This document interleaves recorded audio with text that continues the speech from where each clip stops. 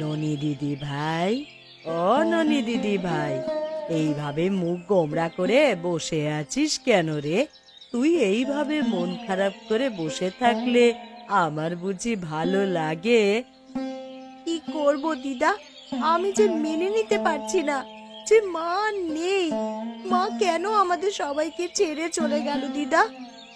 বাঁচা মরা সবই যে বিধাতার হাতে রে দিদি ভাই, তার উপরে যে আমাদের কোনো হাত নেই রে। মা চলে গিয়ে আমাদেরকে যে একেবারে অচল করে দিয়ে গেল দিদা। মাকে ছাড়া যে আমি এক মুহূর্ত ভাবতে পারছি না কিছু। আস্তে আস্তে সবই ঠিক হয়ে যাবে দেখবি দিদি ভাই। একদিন না একদিন তো আমাদের সবাইকেই মরতে হবে, দুঃখ করে আর কি হবে বল? মা চলে যাওয়ার পরে বাবাও তো ঠিক মতন আমাদের সাথে কথা বলে না, আমাকে সময় দেয় না। তোর বাবাও যে অনেক কষ্ট পেয়েছে রে দিদি ভাই। এত বছর সংসার করলো যে মানুষটার সাথে, আজ হুট করে সে চলে গেলে এমন তো লাগবেই ভাই। তুই সকাল থেকে খেয়েছিস কিছু? না দিদা, আমার খেতে ভালো লাগছে না। খাওয়ার কথা মনে হলেই গা গুলিয়ে উঠছে। তা বললে কি হয় মা? এখন মনকে শক্ত করতে হবে, আর সেই সাথে ঠিক মতন খাবারও খেতে হবে। এমনিতেই মানসিকভাবে দুর্বল, তার উপরে শরীরে বল না থাকলে তো অসুস্থ হয়ে যাবি রে। বিশ্বাস করো, আমার খেতে একদম ভালো লাগছে না দিদা। ওসব কোনো কথাই আমি শুনবো না। এক্ষুনি তুই আমার সাথে খেতে যাবি, আয়। তুমি যাও, আমি আসছি। তা হবে না বাছা, আমাকে পাঠিয়ে তুই আর আসবি না। তোকে আমার সাথে এখনই যেতে হবে, চল। বুঝতে পেরেছি, আমাকে না খাইয়ে তুমি শুনবে না। ঠিক আছে, চলো।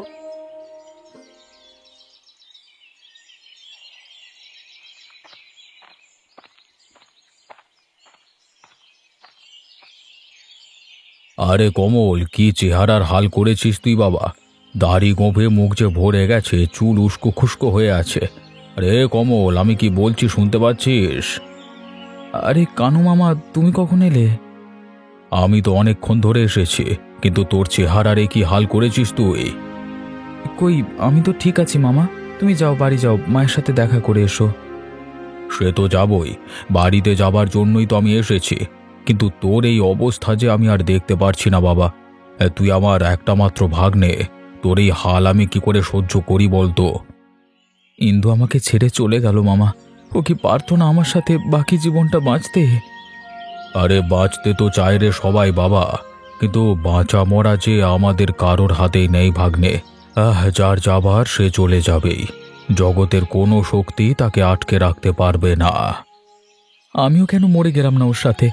আমাকে ওর সাথে করে নিয়ে যেত ও। আমাকে এই দুঃখ সহ্য করবার জন্য কেন ফেলে গেছে? না রে না, তোকে আর দুঃখ পেতে দেব না আমি। মেয়েটার কি হবে সেটা ভেবেছিস একবারও? মেয়েটার মুখের দিকে তাকিয়ে তাহলেও তোকে আমি আবার বিয়ে করাবো। না মামা, আমি আর বিয়ে করতে চাই না। আমার মেয়েটা অনাথ হয়েছে, তার উপর সৎ মা যদি ভালো না হয়, আমার মেয়ের জীবনে অশান্তি লেগেই থাকবে। কিচ্ছু হবে না, আমি চাই তুই আবার সংসার করবি। আবার তোর হাসি খুশি ভরা মুখটা আমি দেখতে চাই। সকাল থেকে কিছু খেয়েছিস নাকি না খেয়েই পাগল বেশে এখানে বসে আছিস? আমার আর খাওয়া। চল এক্ষুনি আমার সাথে বাড়িতে চল, দুটো কিছু মুখে দিবি চল। আমার ভালো লাগছে না মামা, তুমি যাও। আমি কোনো কথা শুনবো না, আমার সাথে তোকে যেতেই হবে। তুই তো জানিস আমি একবার জেদ করলে সেটা না করে ক্ষান্ত হই না।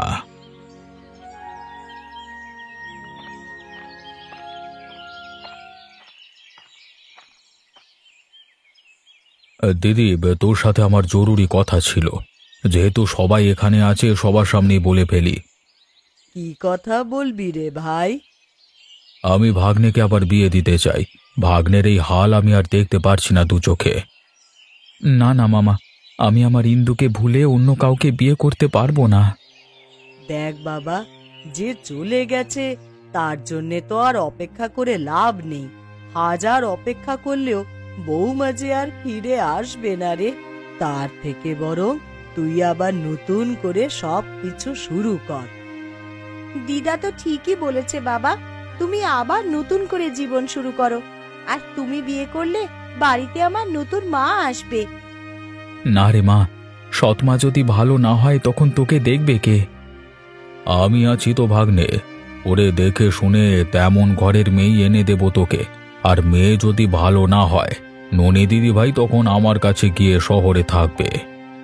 না না মামা, আমার একমাত্র মেয়েকে আমি বিদেশ বিমুহে রাখতে পারবো না। মেয়ে যে আমার চোখের মণি। কিন্তু দিন দিন তুই নিজের যে হাল করছিস, তাতে করে মেয়েকে দেখাশোনা করার মতন অবস্থায় তুই থাকবি না। হ্যাঁ, সেই জন্যই বলছি একটা বিয়ে কর। তোর মায়ের বয়স হচ্ছে দিন দিন, সে কি আর এই সংসার গুছিয়ে রাখতে পারবে নাকি? আমি বুড়ো হয়ে গেছি, আজ আছি কাল নেই। আমি না থাকলে তোদের বাপ বেটিকে দেখে রাখবে কে শুনি? হ্যাঁ বাবা, সবাই যখন এত করে বলছে, তুমি রাজি হয়ে যাও।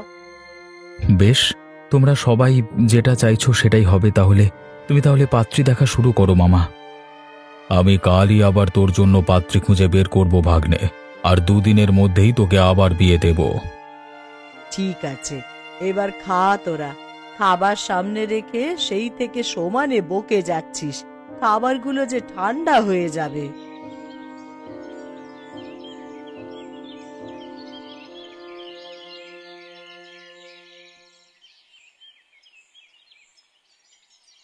কই রে দিদি ভাই, একটু বাদেই তো ওরা নতুন বউ নিয়ে চলে আসবে। ওরে সব কাজগুলো ঠিক মতন গুছিয়ে রাখ। তুমি কোনো চিন্তা করো না দিদা, আমি সব কাজ গুছিয়ে রেখেছি। এখন শুধু বরণ ডালাটা সাজালেই শেষ। তা কি ব্যাপার জেঠিমা, নতুন বউ আসছে ঘরে, অথচ আমাদের কাউকে তো কই ডাকলে না বউ বরণ করার জন্য? বউ তো এখনো এসে পৌঁছয়নি, সেই জন্যই আর তোদেরকে খবর পাঠাইনি। আমি ভেবেছি বউ এলেই ননিকে দিয়ে ডেকে পাঠাবো তোদের। যাক, এসেই যখন পড়েছিস, দেখ তো সবকিছু ঠিকঠাক আছে কিনা।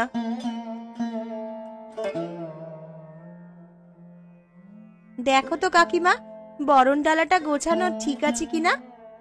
সে কি রে, তোর সৎ মায়ের জন্য তুই নিজেই কিনা বরণ ডালা সাজিয়েছিস? যে সৎ মায়ের জন্য বরণ ডালা সাজাচ্ছিস, সেই মাই আবার বাড়ি থেকে তোকে বের না করে দেয়, দেখিস। কি যা তা বলছিস রমা? আমি ঠিকই বলছি জেঠিমা, এইবারে বুঝি মেয়েটার কপালটা পুড়লো। কই রে দিদি, নতুন বউ নিয়ে তো আমরা চলে এসেছি। এই নতুন বউকে বরণ করে এবার ঘরে তোল। তো দেখতে তো ঠিকঠাকই লাগছে, কিন্তু পরে কি হবে কে জানে। কই রে ননি, তো নতুন মাকে বরণ করার কাজটা শুরু কর। আমি ছোট মানুষ কাকিমা, এসব কাজ তো আর আমার নয়। তুমি আর দিদা বরং আচার অনুষ্ঠান সেরে নাও। একটু তাড়াতাড়ি করুন মা, গরমে আমার আর দাঁড়িয়ে থাকতে ভালো লাগছে না। ও মা, নতুন বউয়ের কি চোপা দেখো, আস্তে না আস্তে মুখ দিয়ে একেবারে খই ফোটা শুরু হয়েছে। আহ, তুই থামবি রমা, বেচারি সারা দিন বিভিন্ন আচার অনুষ্ঠানের মধ্যে ছিল, তাই হয়তো বা গরম লাগছে। এখন চল তাড়াতাড়ি বরণ করে নতুন বউকে ঘরে তুলি। হ্যাঁ হ্যাঁ, তাই চলো, না হলে আবার তোমার নতুন বউ গরমে দাঁড়িয়ে থাকতে পারবে না এখানে।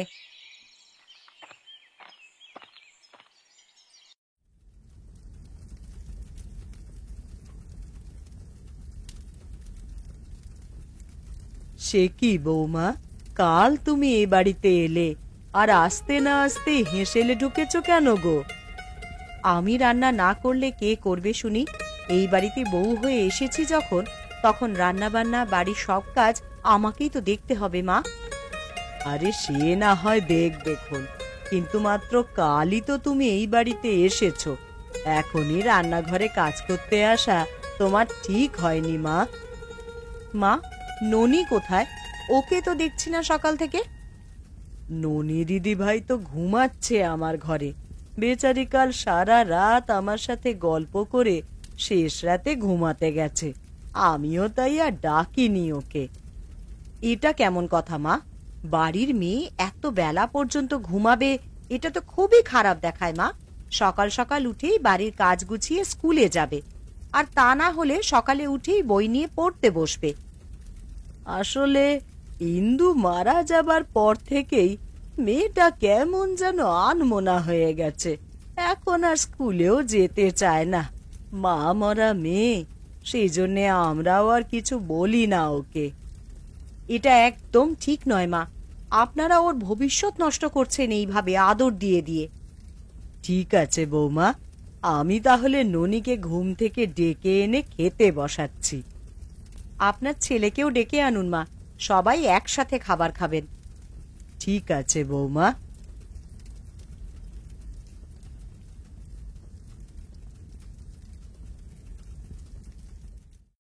এ কি মা, তুমি আজ শুধু শাক রান্না করেছো কেন? এই গরমে যত আঁশযুক্ত খাবার খাবে তত ভালো হবে স্বাস্থ্যের জন্যে। বেশি ভাজা পোড়া খাবার খেলে পেট খারাপ করবে সবার। ননি তো মাংসের ঝোল খেতে খুব ভালোবাসে, তুমি না হয় ওর জন্য একটু মাংসের ঝোল করতে। বৌমা নতুন এসেছে, সে তো আর জানে না কে কি পছন্দ করে। পছন্দ অপছন্দ সে তো আমি জেনে নেব মা, কিন্তু স্বাস্থ্যের জন্য ঝুঁকিপূর্ণ কোনো খাবার আমি কিন্তু কাউকেই খেতে দেব না মা। বেশ বেশ, তুমি যা চাইবে তাই হবে বৌমা। নিন, এখন সবাই খেয়ে নিন।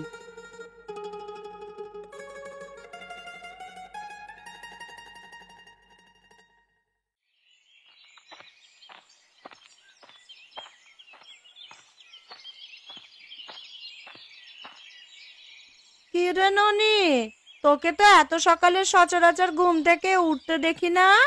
আজ সূর্য কোন দিকে উঠলো রে? কেন, পুকুর ঘাটে সকালবেলা কি আমার আসা নিষেধ নাকি? আহা, তুই রাগ করছিস কেন মা? আমি তো তোর কাকিমা হই, তোর কাছের মানুষ।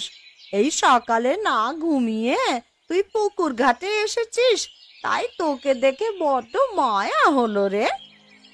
মা সকাল সকাল ঘুম থেকে ডেকে দিয়ে থালা বাসন ধুতে পাঠালো। দিদার শরীরটা বেশি ভালো না, মা তো একা সব কাজ করে পারে না, তাই আমাকে পাঠালো। মা বলিস না রে, মা বলিস না, ও যে তো সৎ মা রে। ওরে সৎ মা কখনো কি আপন মায়ের সমান হয়? দুদিন বাদেই দেখিস তোকে বাড়ি ছাড়া করবে, আর না হলে এমন অত্যাচার করবে যে তুই নিজেই বাড়ি ছাড়বি। না না, এমন কিচ্ছু হবে না, মা আমাদের সবার খুব ভালো করে খেয়াল রাখে। খেয়াল রাখে না ছাই, ওসব লোক দেখানো, বুঝিস না? না হলে যে লোকে বলবে সৎ মা মেয়েটার উপরে অত্যাচার করছে। মিষ্টি মিষ্টি কথা বলে মন ভুলিয়ে তোকে দিয়ে সব কাজ করিয়ে নিচ্ছে, বুঝলি? তুমি শুধু শুধু এমন বলছো কাকিমা, আমি তো কই খারাপ কিছু দেখি না। বেশ, তা বলি আজ সকালে তুই ভাত কি দিয়ে খেয়েছিস শুনি? সকালে মা আলু ভর্তা আর শাক ভাজি করেছিল, সেটা দিয়ে খেয়েছি সবাই। কিন্তু তুই তো আবার ওই মুরগির ঝোল ছাড়া খাস না রে, তাই এটা নিশ্চয়ই তো সৎ মা জানে। হ্যাঁ জানি, বলেছে এই গরমে মুরগির ঝোল বা তেল মশলাযুক্ত খাবার খেলে পেট খারাপ হবে। তা বলি তুই কি এখনো বুঝতে পারছিস না যে তোকে মুরগির ঝোল খেতে দেবে না বলেই ওই শাক রান্না করেছে? আজ তুই বাড়ি গিয়ে মুরগির ঝোল খেতে চাইবি, দেখিস তো তোকে মুরগির ঝোল করে দেয় কিনা। ঠিক আছে, রাতের খাবারে আমি মুরগির ঝোলই করতে বলবো।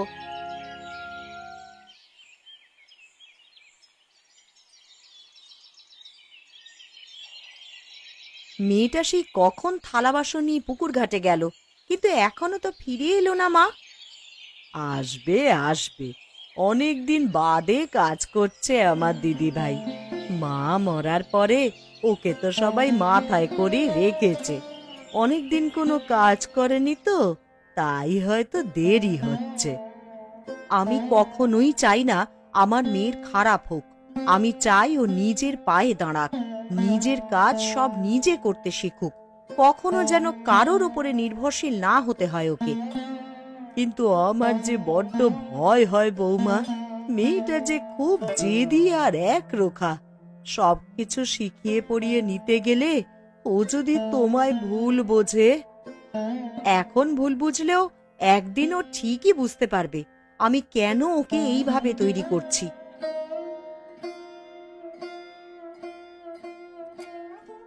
এসে গেছিস মা? এখন যা, থালা বাসনগুলো রেখে স্কুলের ব্যাগ গুছিয়ে নিয়ে সোজা স্কুলে যা। মা, আজ রাতে কিন্তু আমি মুরগির ঝোল খাবো। রোজ রোজ এই শাক পাতার আলু সেদ্ধ এসব খেতে আমার ভালো লাগে না। তা হঠাৎ মুরগির ঝোল খেতে মন চাইলো কেন রে? এত কিছু আমি জানি না, আমাকে রাতে মুরগির ঝোল করে দেবে, শুধু এটাই আমি জানি। আচ্ছা ঠিক আছে, রাতে আমি তোর জন্য মুরগির ঝোলই করে দেবো। এখন লক্ষ্মী মেয়ের মতন স্কুলে যা তো দেখি মা। যা দিদি ভাই, মায়ের কথা শুনতে হয়। মা কি তোর খারাপ চাইবে কখনো? ঠিক আছে, যাচ্ছি আমি।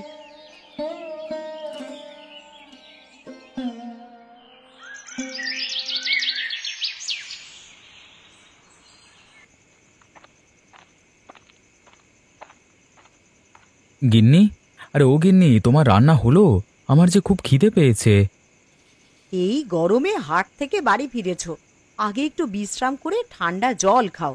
এসেই সঙ্গে সঙ্গে খেতে বসলে যে পেট গরম হয়ে যাবে। এটা তুমি একদম ঠিক বলেছ গিন্নি। আমি তো বাড়িতে এসেই হাত মুখ ধুয়ে জল খেয়ে তারপর রান্না করে এলাম। সারা গ্রামে গরমের প্রকোপে কত মানুষ অসুস্থ হয়ে পড়েছে। এই গরমে আমাদের খুব দেখে শুনে খাবার খেতে হবে, না হলে পেটের অসুখ হয়ে মরবে সবাই। তোমার রান্না কতদূর এগুলো গো? আমার যে বড্ড খিদে পেয়েছে। আমার রান্না প্রায় শেষ হয়ে গেছে গো। তুমি ননি আর মাকে বরং ডেকে নিয়ে এসো।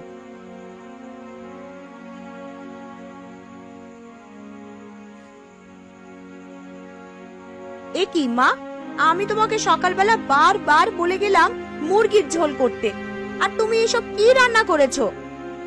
কেন রে মা, তোর কথা মতন মুরগির ঝোলই তো রান্না করেছি।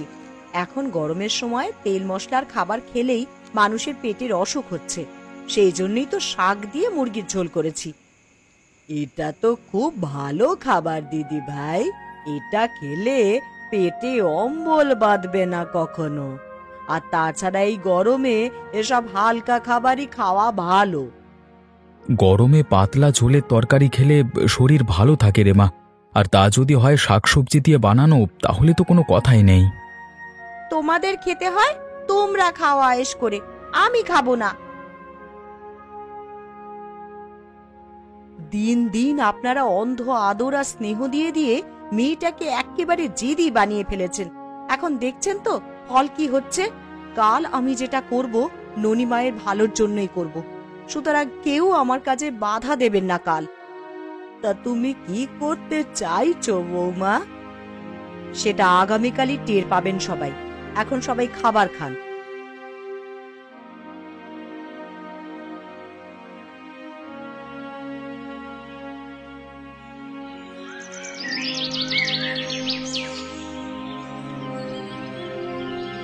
ওই রে দিদি, কোথায় গেলি তোরা সবাই? কি হয়েছে রে কানু, সকাল সকাল তুই এসে এইভাবে ডাকছিস কেন আমাদেরকে? মামা, তুমি কিছু বলবে আমাদেরকে? বৌমা কোথায়? বৌমাই তো আমাকে সকাল সকাল ডেকে পাঠালো। কই, এই ব্যাপারে বৌমা তো আমাদের কিছু বলেনি। তোকে কি জন্য ডেকেছে, তাকে কিছু বলেছে তোকে? আমি বলছি মা, মামাকে আমি ডেকেছি ননিবালাকে নিয়ে যাওয়ার জন্য। ননিকে কোথায় নিয়ে যাবে? ননিকে আমি ডাক্তার বানাতে চাই। আমার বাবা বিনা চিকিৎসায় মারা গিয়েছিল, আমি চাই না আর কেউ বিনা চিকিৎসায় এই গ্রামে মারা যাক। সেই জন্য বৌমা চায় ননি যেন শহরে গিয়ে ডাক্তারি পড়াশোনা করে, আর এখানে থেকে তোদের আহ্লাদে মেয়েটা দিন দিন একরোখা হয়ে যাচ্ছে। কিন্তু আর কোনো কিন্তু নয় মা, কাল রাতেই আমি বলেছিলাম আজকে আমি যা করতে চলেছি এটাতে আপনারা কেউ বাধা দিতে পারবেন না। আমি আর এই বাড়িতে থাকবো না। যেখানে আমার চাওয়া পাওয়ার কোনো মূল্য নেই সেখানে আমি আর এক মুহূর্তও থাকবো না। আমি তোর ভালোর জন্যই সব করছি রে মা, একদিন তুই ঠিক বুঝতে পারবি, দেখিস। রমা কাকিমা ঠিকই বলেছিল আমাকে, সৎ মা কখনো আপন হয় না। কানু দাদু, তুমি আমাকে এক্ষুনি এখান থেকে নিয়ে চলো। চল, আমিও গিয়ে তোকে এগিয়ে দিয়ে আসি। তার কোনো দরকার হবে না, আমি একাই যেতে পারবো দাদুর সাথে। ঠিক আছে, আমরা তাহলে বেরিয়ে পড়লাম। চল দিদি ভাই।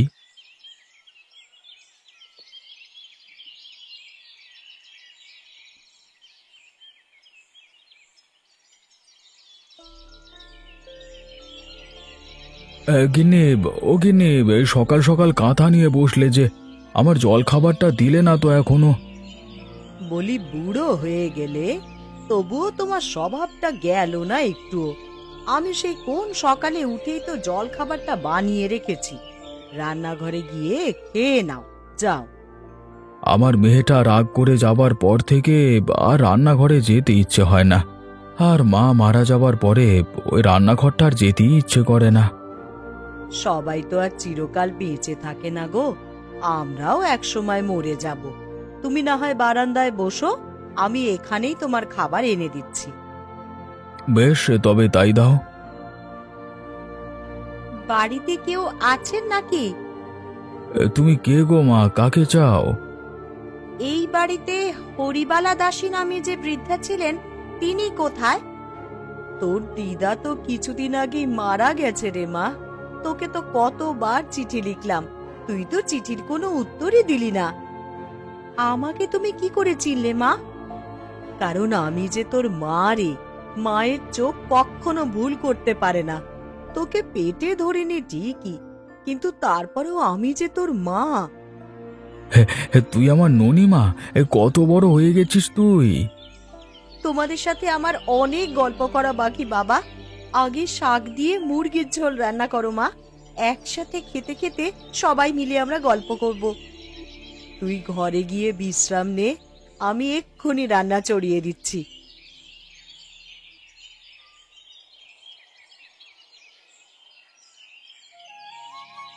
শহরে থাকতে আমার সব থেকে বেশি তোমার কথা মনে পড়েছে মা।